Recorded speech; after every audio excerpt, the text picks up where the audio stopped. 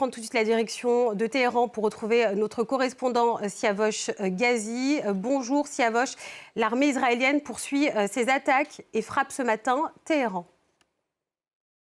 Oui, depuis une demi-heure, on entend des détonations, mais pas sur Téhéran, le centre de Téhéran, comme ça a été le cas ces derniers jours. Ce sont des détonations qui proviennent plutôt des quartiers de l'ouest de la capitale. Alors, on ne sait pas pour l'instant quelles sont les cibles qui ont été visées dans cette partie de la capitale iranienne qui a déjà été frappée ces derniers jours, mais aussi en juin 2025. Et puis aussi à plusieurs dizaines de kilomètres à l'est de Téhéran, dans la région de Parchin et de Pardis. Il y a eu également des frappes depuis ce matin.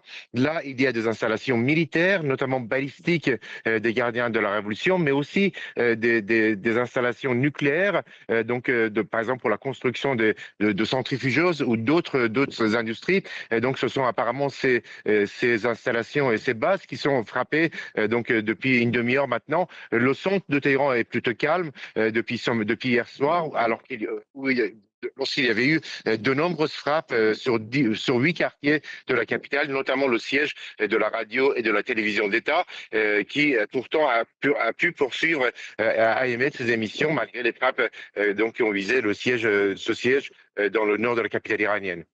Siavosh, un SMS a été envoyé aux Iraniens par les autorités. Le message est une mise en garde aux personnes qui se mobiliseraient.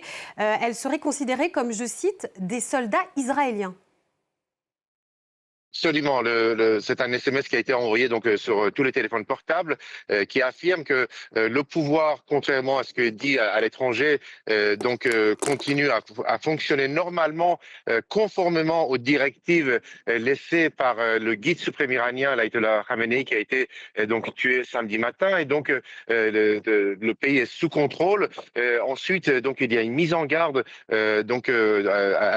contre les gens qui tenteraient de mener des actions contre le pouvoir, en affirmant que si des gens font le jeu des ennemis américains et israéliens, ils sont considérés comme des agents, comme des soldats israéliens en territoire iranien et seront traités comme tels. Ça veut dire ce qui laisse entendre qu'ils peuvent être pendus, bien sûr, ce qui est prévu par la loi qui a été renforcée ces derniers mois par le Parlement iranien.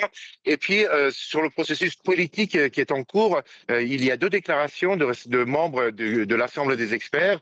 Un des membres de cette assemblée a affirmé que le processus pour désigner le nouveau guide ne va pas durer trop longtemps, et le second affirme qu'une personnalité qui aura la même vision que le guide suprême iranien tué sera choisie, et donc c'est la continuation des autorités iraniennes. Il n'est pas question de changer la voie et la politique que menait l'Ayatollah Khamenei jusqu'à sa mort lors d'une frappe israélienne samedi matin.